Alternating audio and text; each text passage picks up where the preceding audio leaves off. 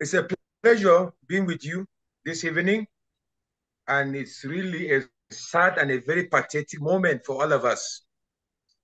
It is unfortunate that these things keep rotating and rotating, unending, unstoppable killings on the plateau. Since 2001, that's what has been the normalcy on the plateau. Today, the abnormal has become the normalcy.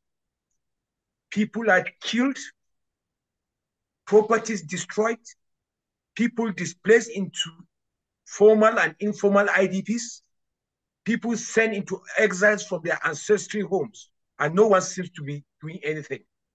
The people have become so helpless. The government is not even acting fast to redeem the situation or to remedy the situation. The people are at crossroads, really lacking what to do. This is so unfortunate. This is so pathetic. Now, the truth about the issue is that most of times before these coordinated attacks and systematical displacement of our people are done, killing and many of lives are done, normally we have something that is very peculiar. There will always be a security alert, formal or informal, because I believe strongly that once if an informal situation that normally becomes a reality, each time there's a security alert, there's about to be an attack either in Mangu, either in Bokos, either in Barkin Ladi, either in Basa, either in Rio, or any of those vulnerable local governments, you always find out that there is an information prior to it. The unfortunate thing is that despite those alerts, despite those security and private informations, nothing seems to be done either by the vulnerable community, either by the government, or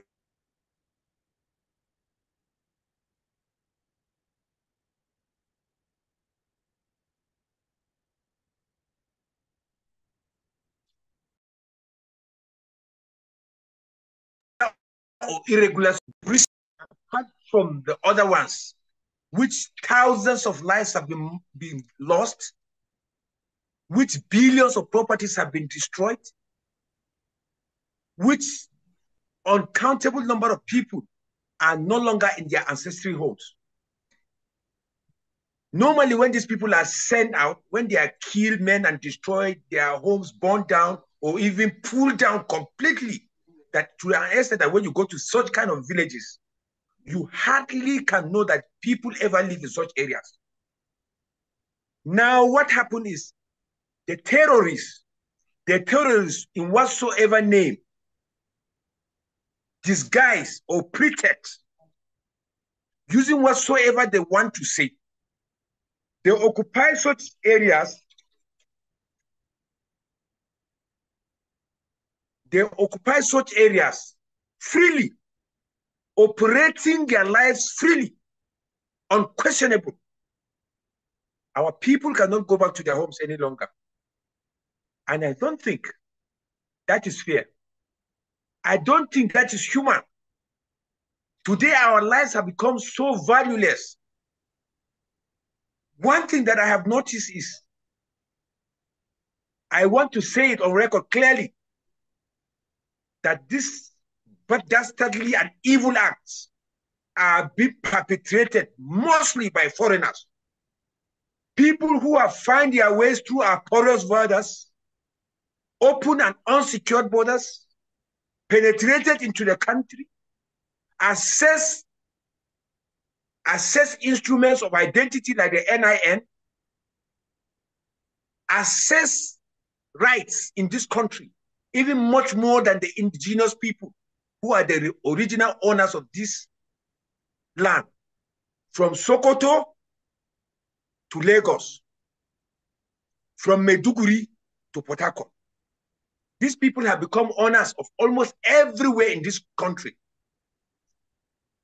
Therefore, I want to say that we must mount up serious security surveillance at our borders to ensure that only Nigerians and authorized persons are ordered to come into this country.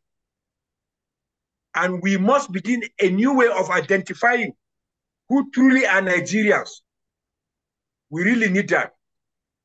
Therefore, that Christmas Eve massacre of innocent lives, I don't know how to explain it. Some are already now in IDPs here in Barkin Ladi, like the firebrand evangelists went that day to pack some of the people. They are here in Barkin Ladi, helplessly, wondering what to do, wondering what the future has to do in a nation that's supposed to be secure. I want to thank you so much for bringing me this privilege, at least to speak out for the voiceless, those that have been silent, those that have been submerged, those that have been oppressed, those that have been suppressed. We have become slaves in our own land. Only God will save us.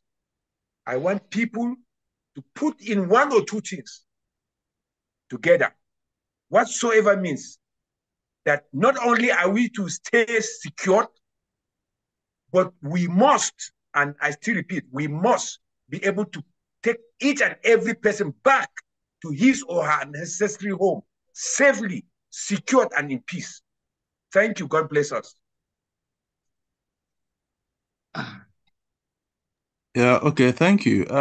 Yesterday, there were news reports that the Nigerian president, Bola Tinubu, has issued an order for security agencies to go after those that carried out those attacks. Are you confident in the ability of the federal government of Nigeria to arrest the perpetrators? And has there been any further development, any update to say that any of the perpetrators have been arrested? That is another angle to it entirely. I think we lack, in this nation, we lack the leadership and the political will to implement our words with action. Year in, year out, since 2001, about 22 years ago, that has been a normal rhetoric. We are on top of the situation. They shall be apprehended and brought to book. They shall be brought to justice. And that ends it. Let me give the president, Bola Tinubu, the spirit of doubt. I mean, the spirit of understanding. At least he's saying this one for the first time. His wife has shown some interest by even her visit to Plateau State. Despite the difference in political ideologies of the state, I saw her coming to the state and giving palliatives or assistance to victims affected across all the local governments, amounting to precisely $500 million. And she also promised to do others. Therefore, I want to give the president the spirit of doubt. I learned today that the vice president was in the state on his behalf. Let us wait. Benefits of doubt. I want to give him that benefits of doubt and wait to see what will really happen. Because we have always had words, political words like this, without action. So that has created some phobia and fear in us, that each time we try to talk or we hear politicians and our leaders saying that it is over. We cannot believe that it is over until it's over. Therefore, I want to still say we are waiting to see what will be done differently this time around. Outside the normal rhetorics of we are on top of the situation, we will do that. Thank you. All right, thank you very much, Mr. Steven Choji. I would like to ask, can you confirm to us how many bodies have been, found? Because as at the last time, we're getting reports that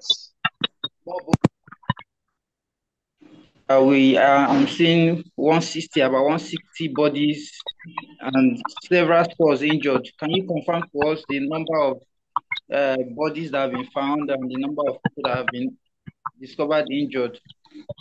Do you have an idea of the number? Yes, Thank you. yes. Like what the governor was able to say officially was about 150. And from my own indication, it is about the bodies and deaths of people in Mangu and Bokos. Over 100 in Bokos and over 15 in that was about 100. Now, Ladi, it's I am now presently. I was on my own able to get some information from first-hand information about 4 or 5 villages that were attacked, and the number of people that I was able to notice were almost about 30 or 30 something. So if you say 150 plus 30, that is almost about 150. Apart from the people that are missing, up to now, we have not seen some of the people, we have not seen their bodies. Therefore, I can rightly and on every authority say that the number would have gone over 150.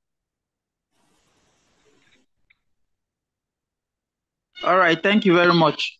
So, another question I have for you is, what role do you think the government should play in addressing this issue of violence? What role do you think that the government should play? Because severally over the years, we've heard the government make different promises to the people that they are on the matter, they are going to resolve the issue, they are going to deploy more security.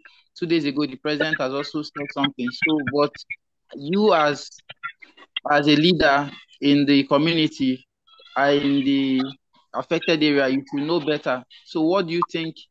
What role do you think the government should play so that we can put an end to this insecurity on the plateau? Thank you. It's a pleasure. Once again, it's a pleasure. You see, I believe strongly that each and every person knows his or her own responsibilities. Each and every individual that is employed for a purpose, that is assigned for everything, knows his or her own responsibility at that level. But I think what we lack in this instance is the leadership will and the political will and also the professional will on the side of the security agencies to tackle this.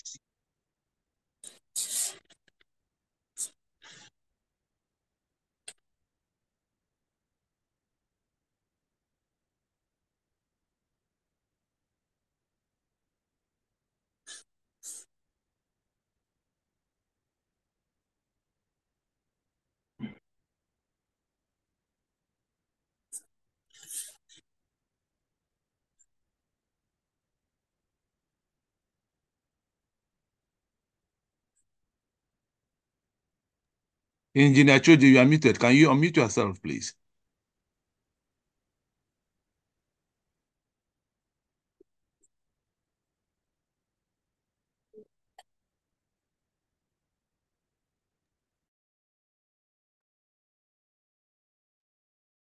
Hello? Yeah, you can go ahead now. Okay. What I'm saying, we are the tribes of the hills of the plateau. If someone is thinking that this thing is political, I will say no. If someone is thinking it is religion, I will say no. If someone is saying it is tribal, I will say no. What I know is evil is against good people. Invaders, land agitators, land amassing instruments, territorial annexation, and leadership imposition by force on the people. Many areas in Nigeria have been taken over. They are silent, they can't talk. So what I want government to do is sincerity of purpose. Sincerity of purpose. And this thing will be solved once and for all. The most pathetic thing is that you will see, just like one of our brothers was trying to say, they will come and attack you. When you want to react and try in self-defense, they will come and arrest you, take you, and you become the culprit. Instead of the defender, you become the offender. So let us do it in sincerity of purpose. Nobody can tell me in his right senses or arrest senses that these terrorists, their capacity is more than the Nigerian government capacity. Nobody can tell me that, and I will agree. They cannot even face our locals if we are allowed to face them. Therefore, what I want us to do is let sincerity of purpose. Let there be sincerity of purpose. If you are a professional security officer, ensure that you implement your training to the letter without any sentiment. If you know that you are a leader that has either been voted or you impose yourself in power, understand that you are there in the interest of the people. Just do your leadership adequately and do what you are supposed to do without any sentiment. People are hiding under the pretext of tribe to perpetrate evil. People are using religion under the pretext and guise of religion to perpetrate evil. There is no religion, there is no tribe without the bad person and without the good person. What we need to do is, across divides, across our divisions, across our diversity, we must try to identify the evil people among us and bring them and expose them. The locals must be ready to volunteer information. Security men are not spirits. They work on information. Let me tell you, some time ago, I went into a village where it was attacked, and a prominent person who knows, and he saw the people, he knows them. Since I was not there, he said, so people were among the people that came to attack. I said, okay, let us go and inform the security. The only thing is that he will say that he will not be able to give out that security information. He cannot volunteer that information. Okay, if he cannot volunteer that information, how will the security people get on top of the situation? But this one that is happening now, everybody can even see the criminals. You see them moving freely. Nobody's arresting them. And when you want to come out to defend yourself, they arrest you. What kind of a thing is this? So let there be sincerity of purpose. I think that's the bottom line of the issue.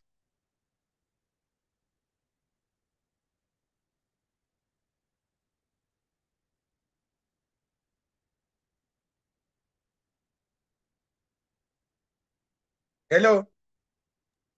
Prince Rampam, are you there? Yes, I am. Yes, I am.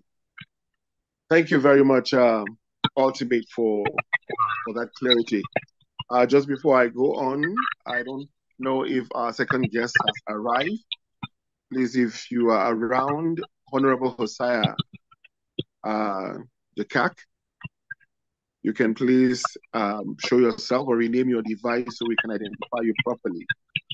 Yes, and back to you, the Ultimate, Honorable Steven Choji, Engineer. Some people believe that one of the best ways to get rid of this issue is for the military to mop up arms from people. What's your opinion? Has that been effective? There is one general, Anyola, some years back, who was the commandant of Operation Safe Haven some years back, who brought that idea of mopping up areas that were suspected to be hideout and then bases of criminals. Now some villages, particularly in Gashish district of Barkin Ladi local government, where around 11 villages or so were asked to vacate so that the military can carry out a mob totally of the area since it was believed that a lot of arms had been stocked there, the next thing was that there was a politicization of the whole issue. That Anyola could not get it easily because they were now accusing him that he wanted to send some people out of the land, and which was not the normalcy. Therefore, if there will be sincerity of purpose to mop up arms, that's a good one. But will they actually do it judiciously, truthfully, professionally, and execute it to the letter? The answer is, of course, no. In this country, there is always professional compromise of standards. Some people who have an ulterior motive, sentimental and extremist ideology, will always try to shortchange the process. So the intention can be good, but the implementation, if poor, does not amount to anything. It amounts to an act in futility. Therefore, if arm mopping can be done adequately, in fact, nobody will tell me that we don't know from where these people are coming. Everybody knows. Because normally in the security alert, they will say, the people are moving in mass from so-so-so location to so-so-so location. Like the one that was recently done in Mangu, there were alerts all over that there were a mass number of terrorists moving from neighboring states into Plateau, and they particularly mentioned some areas, and actually those areas were attacked. So if an ordinary person would get to know that information, can you now tell me that ordinarily the security who are mounted with that responsibility wouldn't have known that one and taking pre-defensive action or actions that will even avert that situation? So if we can use the security alerts and even mob those arms, in truth, honestly, this thing will stop. Not only mopping arms, mopping criminals. We know them. We know where most of them are hidden. Security cannot tell us that they don't know from where these people are coming from. Nobody will come from another state overnight and come. No. Sometimes they move in vehicles. Sometimes they move through bush paths. And mostly, sometimes the people will see them. Who do you report to? Sometimes even if you report, you become the target. So people are even sometimes skeptical of even volunteering information because you are volunteering an information to a security man who you don't know his loyalty, whether he's a professional. In fact, sometimes we have even had situations that people are fake. People are fake. People can put uniform. It's not everybody that is in uniform that is a security man. You cannot differentiate. So there must be another way of identifying true officers, which must be known. And I want to say clearly here that those people that are security officers that have been vested with this responsibility must keep sentiment aside, must keep extremism aside, must keep fanaticism aside, then act professionally. All these problems will be over. Thank you. Thank you very much for that perspective. We have also heard on social media, we cannot confirm that some of our former generals criticized P.Y. Danjuma. Some others are saying that the people, citizens or indigenous should be encouraged to defend themselves any way possible. Will that be a solution? Or what do you think about that? Are you talking to me? Yes, Engineer Steven. All right. It is not only a social media thing, but General Danjuma, T.Y. Danjuma, retired general, a veteran leader and an army officer to the core, had clearly said that unless and until the indigenous people of Nigeria rise to their feet in self-defense, there is a probability that we'll all be annihilated. And we're already seeing those symptoms. So he said it. It's not a social media propaganda. He said it. And I want to concur with him that if government cannot guarantee our security, we should be able to guarantee our security. Nobody guarantees your security more than you yourself.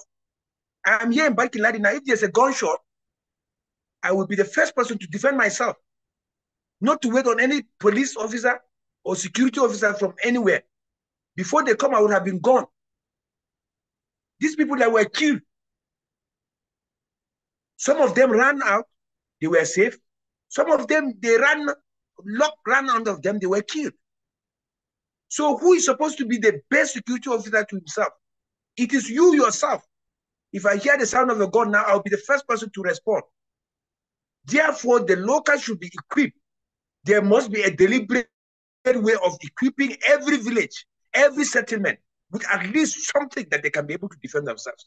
If not giving the people warfare machineries officially, they should be able to empower, employ locals and train them. In the events when these people come, I don't think they'll be able to find it funny. I think that's my suggestion. Yes, in just addition to that, we learned also that the vigilantes have been trained by the police, and some of them have been licensed to carry weapons. Is that not equipping people to defend themselves, or are they not effective? I don't get you. Okay, we learned that vigilantes in different parts of the communities have been trained, and some of them are licensed to carry some weapons.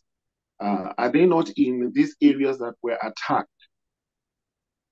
Or are they not just effective? The kind of lances that they are giving them is of class, lesser class fire type. Their firearms mostly are local. Most of them are not sophisticated. So when somebody is approaching you with an AK-47 or AK-41, I don't know, if he's approaching you with that kind of arm, can you be able to stand him with your local weapon? You can't. Somebody is carrying a submachine gun that carries hundreds of bullets, and he can release them at any time, sporadically. Can you be able to stand him with your local weapon? So it's not all about the training. It's about equipping them with equipments that can withstand the enemy's fire stand. So if you train somebody without equipping the person, it's an act in futility. Therefore, what I want to say, I remember during the Babajang governance, they also, Operation Rainbow was very strong. Though some people came condemning it, that it was a training that was done to be killing some people. And I even learned that some of the equipments that the Operation Rainbow had, I don't know whether that is true or not, are no longer in their position, because it is as if they were not authorized to have those kind of weapons like APC, armored personnel carrier vehicles, and then other armored cars. It was as if they were not supposed to have it. So how do you stand the enemy when it's up? I want to assure you that this thing is gradually growing. If we keep allowing these people coming from foreign nations to come into this country, I can assure you that it is just a deliberate way of testing our depth. And by the time these people get it, in fact, we will be shocked the kind of mayhem these people will unleash on us. So the earlier the better we do something to stop them, or else we are all collectively in for it, without exception. I want to say there's no place that is safe in this country. No place is safe. I still repeat it, no place is safe, except the place that in your wildest imagination, you think you are safe. There's no place that is safe. When the enemy arms turn against you, wherever you are, it's then that you will know that what these locals are suffering, it's reality. Some of us were living in a limbo life. Some of us were living in a life that is not reality, in an unrealistic kind of life, where they are killing hundreds and thousands of people. Some people are still comfortable.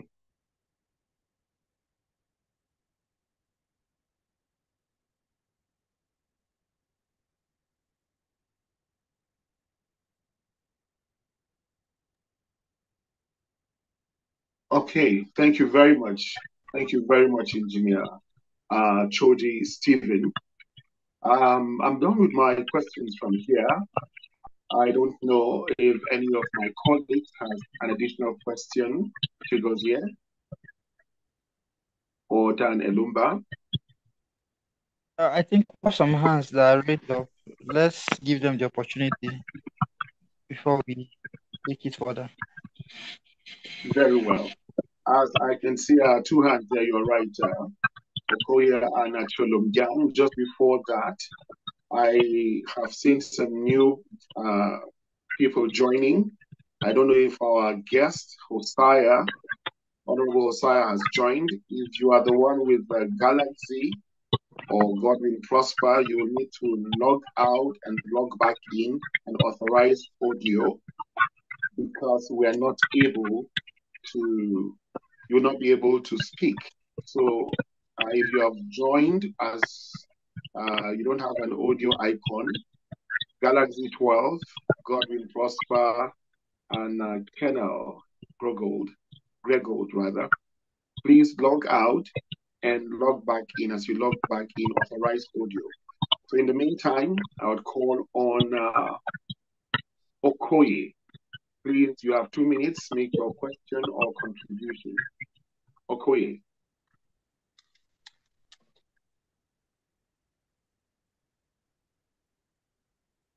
Okoye, are you there?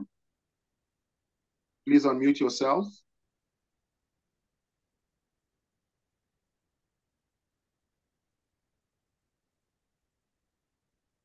Okay.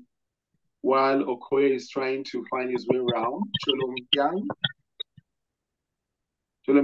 the mic is yours. You can unmute yourself before Okoye prepares. You have 2 minutes for any question or contribution you want to make. Okoye, try again. I have put the setting to allow people to mute themselves now. Okay. Okoye, then please. Cholomgyang, please. Okay, thank you. Now I can unmute and ask my question. I had our guest mention that these people perpetrating this evil are known. That these people are known, that he visited some head of a village that mentioned that he knows these people, but he cannot give their names to the authority. And that to me is a bit, I don't know what to make of it. How can head of the village or village elders and people that's been killed knows these people that killed them and still refusing to, work with the authorities to get these people apprehended? I don't understand it. Because he mentioned that it's not religious, it's not tribal, it's not political. Then what is it? I'm really confused. Do they just like to kill people? Because I saw one picture of a baby crying at the back of her mom while the mother is dead. These are evil things that is happening in Plateau State. And people know these people perpetrating this evil, and people are refusing to give them up. Can please someone explain it to me, because I don't understand it.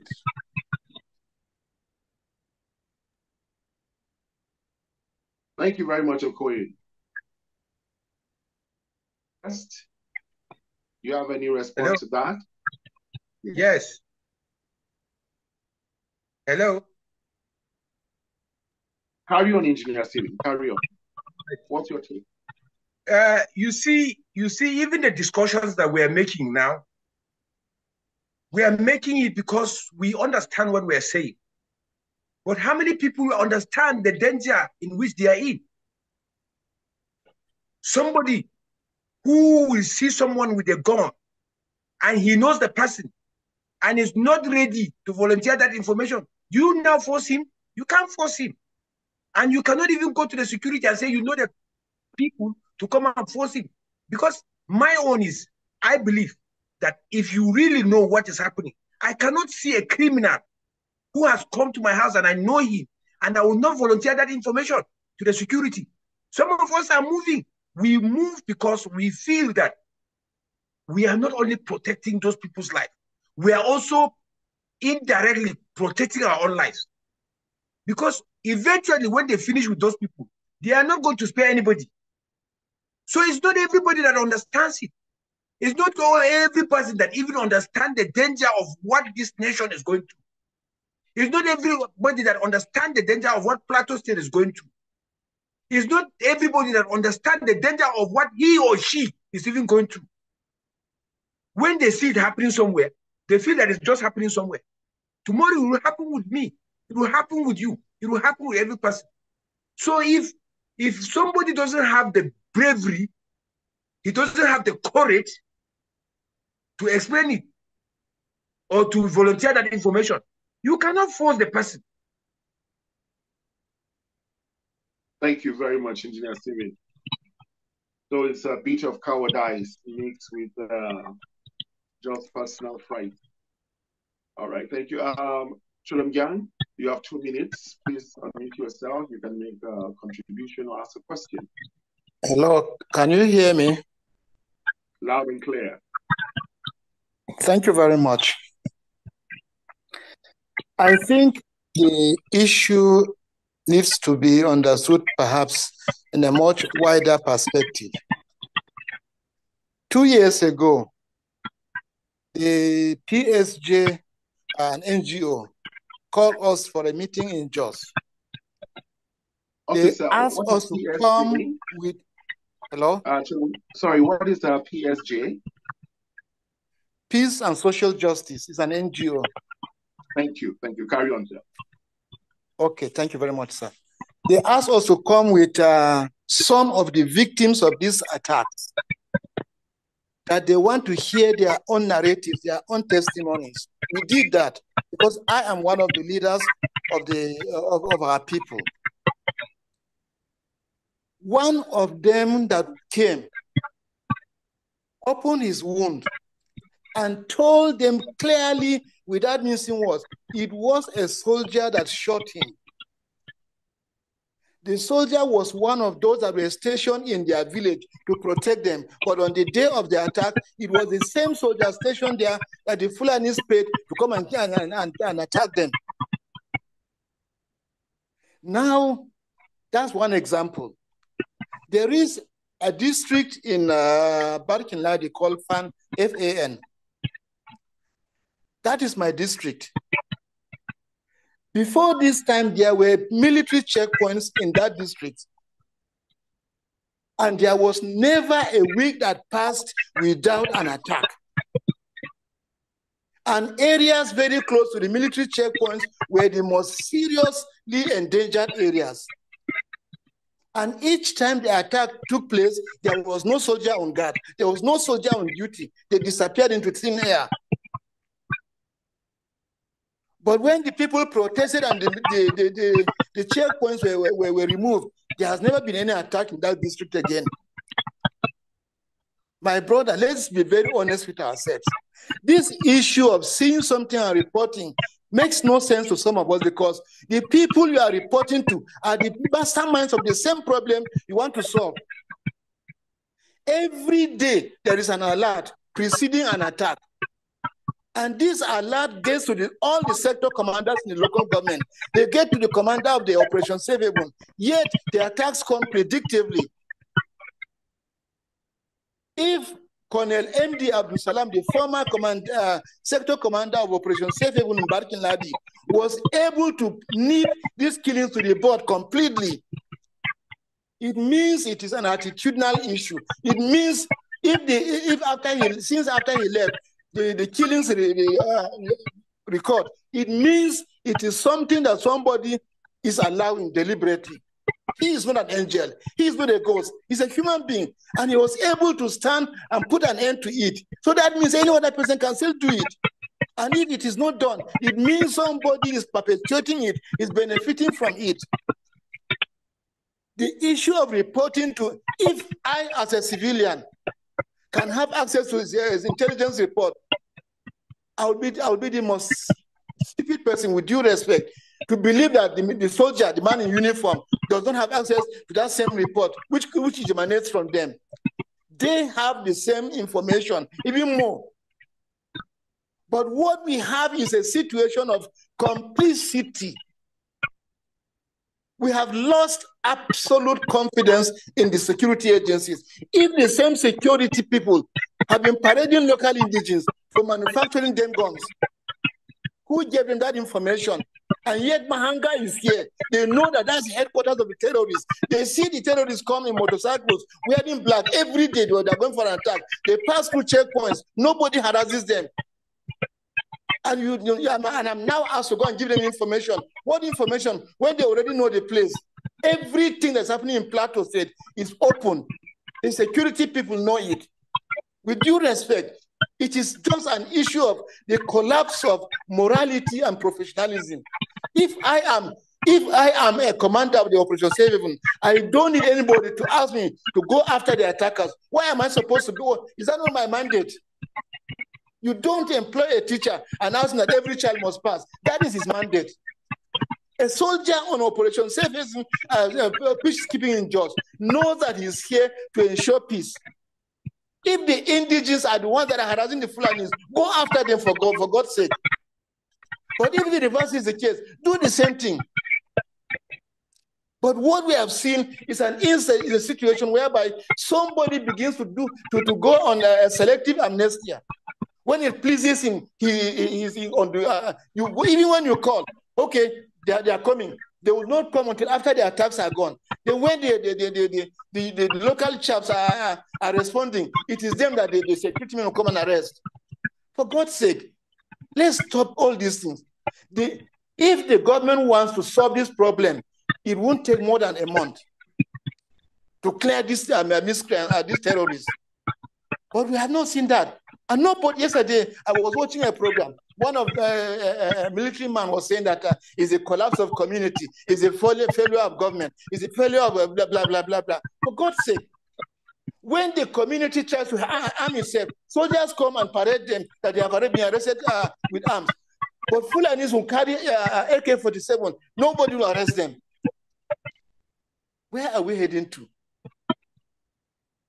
I'm so sorry, sir. This thing is so emotional that I can see the efforts you people are making. But please try to understand our precarious situation. It's like you are beating a child, you prevent it from crying, and you have not stopped beating him.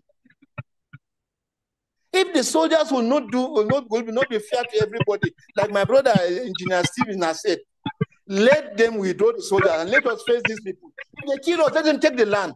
That's all. Thank you very much. That was quite deep and emotional, Mr. Cholom Yang. Thank you for that honest declaration. And we pray that things come to normalcy as soon as possible. So is there any question? Anybody else with a question or comment? So far, there is none for now. Mr. Dan Elumba, do you have anything to chip in?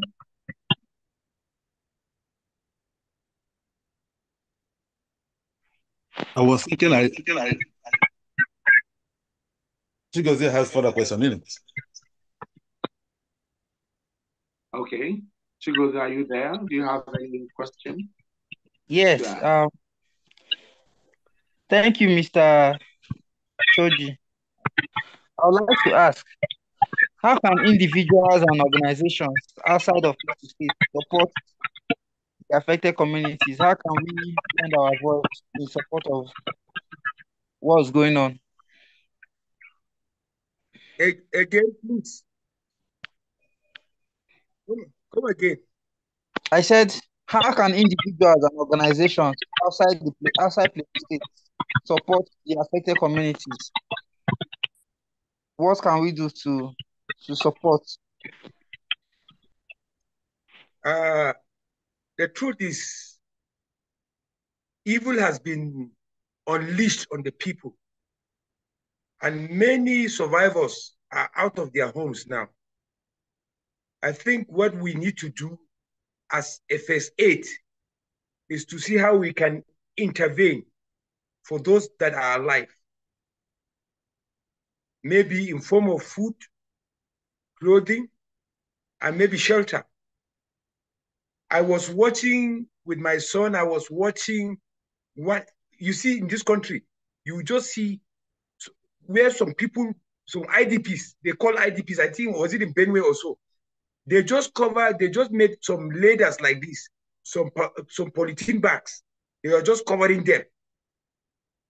It was very pathetic. Then they were showing somewhere in Lagos, a hotel where people were celebrating a jamboree. You cannot imagine that we're all in the same country. Very pathetic.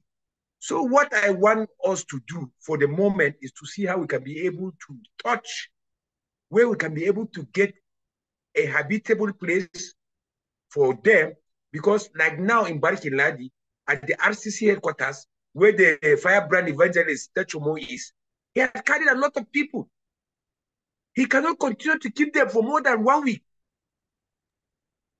He was even in church pleading that people should come up. So I think this kind of city can see how they can be able to assist the affected. And I think also that doing that kind of alleviation or interface or assistance should only be temporary. The most important thing is to knock out the security challenge. The root cause of why these people are running away from their homes. The root cause of why people are being killed. If we can be able to meet that one at the boot, every other thing will be solved. We are not interested in palliative. It's just but a requirement. We are not interested. Most of us, we have hands, we have brains, we have capacity, we have ability to produce more than. People are telling us that they're giving us 25,000 for the less privileged. What will that do for you? For 3 months, not even for 1 year. For 3 months, 25,000. How much would that 25,000 do for you and your family household? So even today, the environment can be conducive for people to operate their businesses free and fair. You can go to your farm, you can farm and your crops are secured. You can go anywhere and you are secured. Let me tell you, we don't need any government intervention for anything. So let us try and see. This will be just a first aid way of assisting the people that are not at home. Let us see if we can be able to get an airport and a place, a settlement for them, that they will be able to get the basic things of life while we wait for them to be returned to their villages. Nothing is going to bring peace until every person, every survivor that has been displaced and their areas occupied illegally by terrorists, until everybody go back to his home, I can assure you that there will be no peace. There is no peace in an era of injustice. There is no peace where I cannot access my father's ancestral home. There is no peace whatsoever. We know it. Thank you. Because I think Mr. Choji has made a very salient point here when he says a jamboree is happening in Lagos and people are being massacred in Middle Belt, and some Nigerians can't have food to eat in the IDP camps. If that does not touch a chord in anyone, I wonder what will touch such a person. Because just 48 hours ago, we are seeing a glittering party being hosted by Tony Elumelu. And you see the glittering people at those parties and how they are simply enjoying themselves.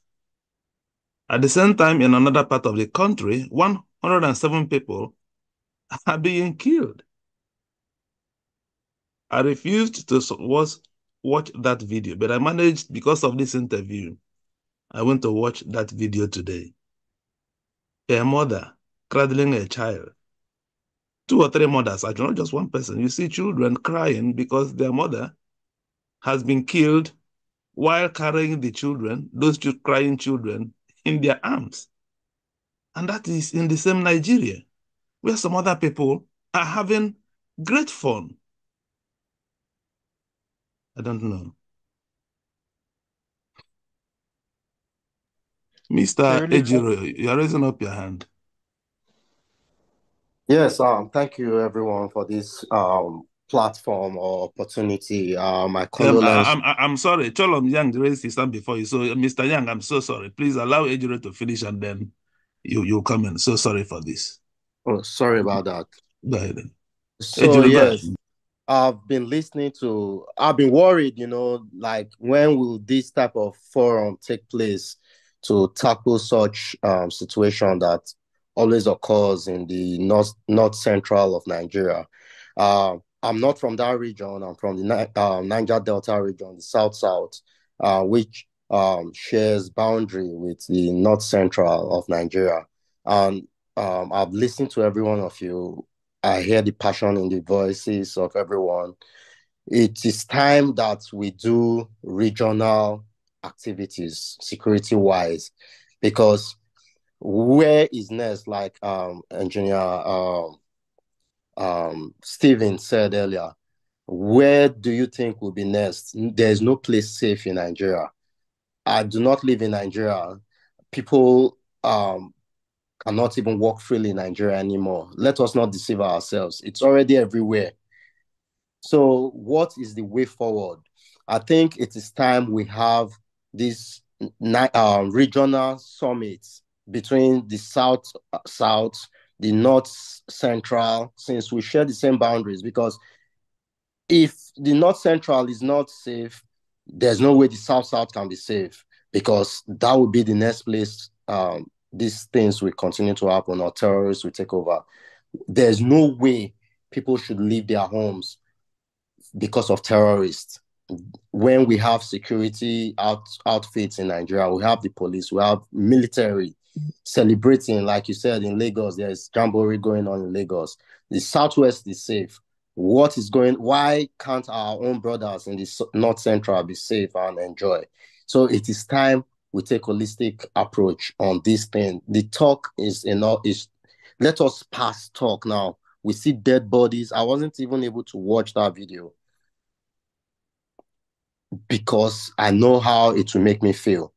But it is time we take these actions, security summit and actions, because we continue talking without actions, then it's like business as usual. After this, what is the next step? Please, if we can decide on that in this forum, it would be really nice. We in the Niger Delta are ready for what has to happen next right now, because we cannot continue like this. So please, what is the next step to be taken? People need to go back home. It's not natural disaster. This is caused by fellow human beings like us. So we cannot fold our hands and say, oh, people ran away from their homes. We need to find a way to take care of them. We need to bring these people back home. We need to secure these areas. What is the way forward? If we can deliberate on that before the end of this meeting. Thank you.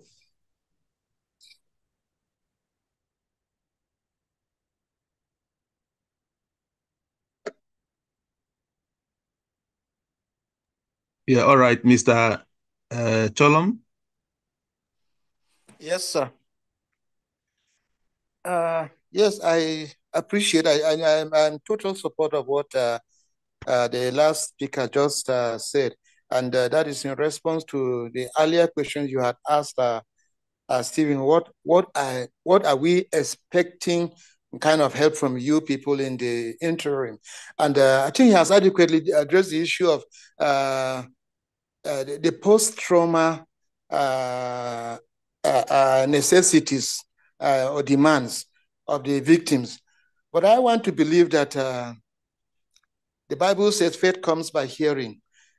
The government needs to be told repeatedly. Even if they don't believe us, they will believe you, being better placed to help in policy formulation of government, that the present security architecture in dealing with the situation on ground has failed woefully because it was meant to fail ab initio.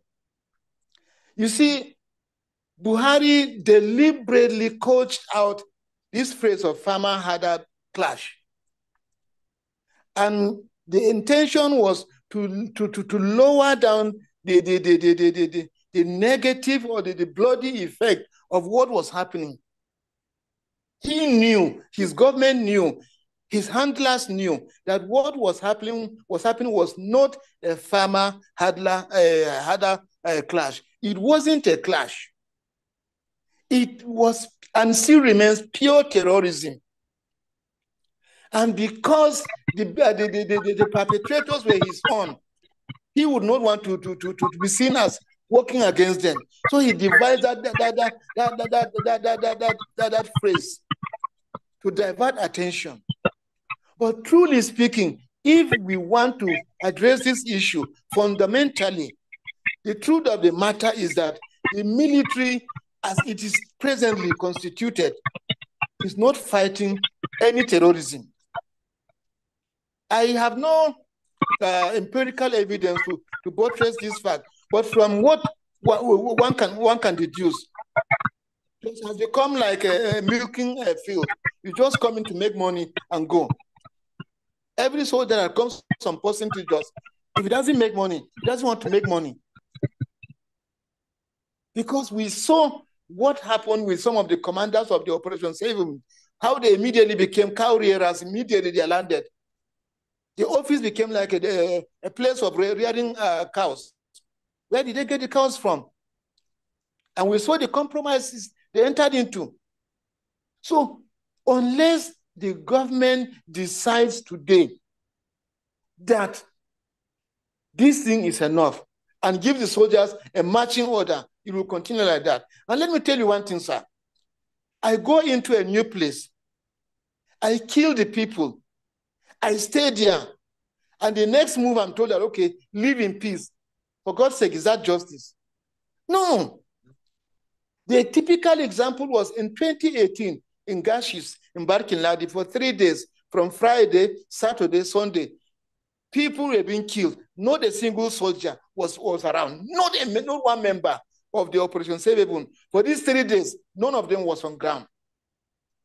Now, by Monday the following week and the week after, soldiers appeared and they were keeping security, providing security for those that were in the previous week engaged in killing, who have now taken over the houses of those they had killed, and some of them that have relocated. They were now living inside those houses, and soldiers were now guarding them. Even if we don't have the fear of God, something should tell somebody that something is wrong. Those soldiers remain there. They are still there. They were not there when the owners of the houses and the land were being killed, but they returned immediately after the exercise, and they are providing security for the killers. And the killers are the ones that we have been told now to live happily with them. Does that show any sign that we have human brains in us? The basis for a solution is to ensure that if I have committed offense, if I have done the crime, let me do the time. But note that even the Bible says, the Bible does not say that the wages of crime is for the wages of sin is forgiveness. No, it's death. Let me pay for my sin. Then that will serve as a deterrent to others. From thereafter, we'll now begin to look at why did that happen and what do we need to do to prevent it from recurring. But not just to cover sin, not to cover evil, not to cover this terrorism and assume nothing has happened. It doesn't. Remember, some of those surviving children they witnessed how their parents were killed, and that thing will remain with them. And you want them to just grow up and just say, nobody, no problem. And knowing that those that are living in their former houses, in their ancestral homes, are the grandchildren of those that killed their own grandparents. I mean, we are just suspending the problem to another day. Let government take a decisive step. I believe the federal government is in a better position to do that because it has nothing to gain from aiding and abetting the terrorism in place. It inherited, but it can cure it. Thank you very much. Okay, thank you, Mr. Okoye. Thank you Mr. again. Cholom, Thank you very much, Dan. Again, I think from what I've been hearing tonight, because I'm trying to sort of tie up the loose ends with regards to the information that is being provided to us this evening. I think it's safe to say that this is government-sponsored genocide, because I don't see any other way of explaining what is going on in Plateau State for some years now without saying that this is government-sponsored mass killing, a wholesale killing of a particular tribe in that Plateau State. Because, this has been happening. People know that this is happening. People know when it's going to happen. The military, like we've been hearing, knows these people and allow them to roam free just to slaughter people in a wholesale manner. So this is government-sponsored wholesale killing. And we have to find a way to provoke the government into action, proper action. Because the way we are, discussing this, in a sort of calling it terrorism and all these things, that absolves the government of responsibility, as if they don't know who is doing this. If we absolve them of that responsibility and call it terrorism, then they just keep doing the same thing that they're doing. And people will believe in that it's just simply terrorism. But we have to call this what it is. We have to call it what it is. It's a government-sponsored wholesale killing in Plateau State. We have to provoke them into action. Let them come and deny that they're not sponsoring this wholesale killing in Plateau State and elsewhere in the middle belt of the country. Otherwise, they just keep doing the same thing over and over again, and the people will be being massacred in this manner. This has to stop, and the government has to be provoked. Let us label them genocidal government. Let us, put it across to the international community that the government is the one sponsoring this. Let them come and explain how this is happening under their nose for some years now. We can't just keep absolving them that responsibility. All right. I think Prince Rampan will take a message back to Samba to see how they will step into this problem. Lady Mercy Jethro Akon, please. Can you unmute yourself? Good evening, House. Happy Christmas, though it's a Black Christmas here in Jos because of what is happening. I want to tell you that this thing that is happening now, the next place will be my place. Because government in this country, they will allow Fulani to move one side and they will be going to the other side to attack. If you go to my village today, there's no place that Fulani have not occupied. And now that they are in my place now, they will be attacking Bokos, Mangu, and so on. By the time you will see that they have disappeared from Miango, they are moving to these areas. They will now come back to attack in Miango people. What am I saying here? When they attack our people and they wanted to retaliate, they were burning houses, killing people, and the military were standing. My prayer now is that since almost all of us that are affected in this area, I'm hearing different voices from them. Let all of us come together. These people are bringing people all over. Why can't we also group ourselves and face these people? Why can't we, for once, come out? The whole plateau should come out and tell military, we don't need you again. Look at where they settle their people. They have armor tank stationed there. They stationed there. You dare not go closer to those people. And the same people will leave that place to come and attack us. And you cannot go there. I am pleading with our people that let the whole plateau come out and say, we don't need military people in our areas because they are the ones that are causing problems. In my village, the Fulanis will go and eat your cow. When they finish eating your cow, they will tell you, go and report to military officer. When you go to a soldier man, the soldier man will tell you, go and meet the person that ate your cow. Did you see me in your farm? The person that ate your farm, go and meet him. And when you meet the Fulani to speak on one-on-one, the way the soldier man told you to do, the Fulani will tell you whether you like it or not. I cannot pay you more than 5,000. and you cannot do anything. And we will eat your farm again. I don't know, speaking with authority, it's not because they have backing.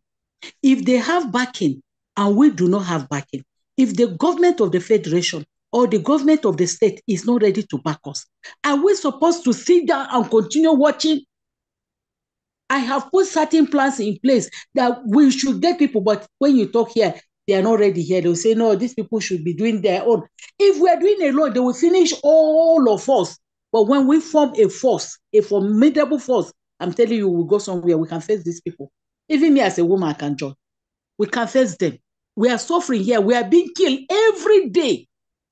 If you see the way they are killing us, you'll be surprised. So please, on this platform, I am pleading with all of us that help me beg our Plateau people that we should form a formidable force and face these people since government is not for us. Thank you. Thank you, Mrs. Ladi Akun. I was in the hand of Myers before. Has he left? Yeah, not really. I'm here. Okay, Good Myers. evening, everyone. Yeah. Actually, the Honorable Engineer Steven Choji Kim has stopped from what I wanted to say. Also, Mr. Cholom Gang has also touched a little, but just to emphasize, obviously the state government, which have a role to play in the whole of this, have remained silent. I remember the issue of Gashish that he talked about, that it took 3 days for aggressors to be killing people without any government intervention. I was there the fourth day, Monday, when we went with buses to pack bodies of the people that were killed in that village. That was when troops, about 14 hillocks of the SDF, the Joint Task Force, came. And they said, look, you have to offload these bodies back because they've given us authority. I mean, notice that we shouldn't allow anyone to take anybody out. We were trying to take these bodies to the police station in Barkin Ladi, where every media house was alerted to come and see what was happening. But because they saw that this thing was going to go viral, they did all they did and stopped us from taking anybody out of that community, where over 100 people, of course, then were killed. So as we speak right now, with all that has happened for these days, it is so sad that even the State House of Assembly that can sit and legislate and communicate, the STF commander or the commissioner of police, who is responsible, immediate person that can communicate any security information in the state, are on recess. They call it recess for 2 months recess. At one forum, I was in a meeting where someone made this question or asked the speaker, with all that is happening, aren't you supposed to call the legislator so you can come up with something, since the government, you are the people who make the laws, and then make these people to act fast? That man said, look, he said, look, it's not only me. It's not only me. The legislative arm is there. The judiciary and the executive arms are there. So why are you asking only the legislators to do? So much wrong. They will spend time killing people, but when the villagers come up to see how they can defend themselves, if you go to the SDF command, if you go to their camp, you discover that it's the villagers who got up to defend themselves that are being arrested. You won't see any Fulani, you won't see any aggressor, all the people that are not even from that community among the people that were arrested. The only people you will see there are the same rural people who got up to defend themselves that are being arrested because they got up to defend themselves. When you talk about recovering arms from people, communities, and all that, it's just like saying, go to a Fulani man and say it is wrong to take Fura de Nono. How can that be possible? It's very, very sad what is happening in Plateau State. It's very sad. All we keep hearing is we condemn in stronger terms. We condemn. Audio condemnation, no action at all whatsoever. So I agree with my Niger Delta brother, who is of the opinion that if Plateau, and also Mrs. Ladi LGA, who are coming with the opinion that if Plateau people should come up with a formidable force to meet, to get these people know that, look, we are tired of waiting. We are tired of waiting for the law, since the government who has the law will not act but play politics with people's life. We are going all to defend ourselves. Even though something like this happened some time ago, 2010 or so, 2008, 2010. But government rather were locking everywhere at the government house, where people marched to the government house to air their voices. But the gates were locked. People were locked outside. Security came and were sending people away from the gate. So I know with all that has happened and all that is still happening that the world is seeing, I believe that video that is circulating of all those women that were killed, tying their babies who are alive, crying, will touch or would have gone far to the ears and eyes of people. And I'm sure by the time Plateau people come out to say, look, we are out to defend ourselves, we don't have confidence in the security. Mr. Cholo made example of with the fan community. That is where I came from. All STF were loitered all around. You can't drive 1, 2, 5 minutes without having a security checkpoint. 1, 2, 3, 5 minutes without having a security. And each of those security checkpoints, you see cows, kites all over. They are owned by the security operator. But again, it's the same area where you see that people were killed, just proximal to the checkpoint. But the day the community of Fan as a district got up and said, look, we don't need any security around. If we see you, we label you a criminal, a terrorist. Today, there's no checkpoint in Fan. In the whole of Fan, Fan is one of the biggest districts in land in Plateau State. Today, Fan, there is no attack, no history of any attack except neighboring areas that people won't even go and defend, you know. So if Plateau people can take cue from what the Fan community has done, trust me, all these green people, the security people will be sent back to their barracks, and then I will defend ourselves. I like what Mr. Cholom said. Let's face these people. If they will kill us, let them kill us and take the land. If they cannot kill us, then we send them away. I spoke with someone today in Israel. He said, Hezbollah and these people send missiles, but we return it to them. We fired them back. So I believe enough is enough.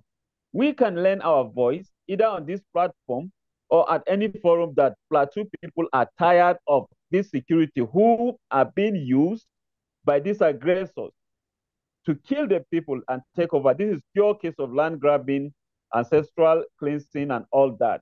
So we are ready.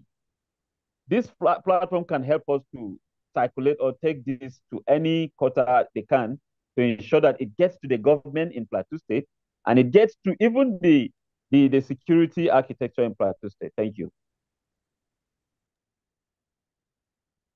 Well, thank you very much, Master. Sorry, then I'd like to just make a quick check if our other guests had been in. Mr. Hosea Gilak, are you around? If you're around, please unmute and say something because we know you're relatively new to this media. The Honorable from Bocus Progressive, if you're...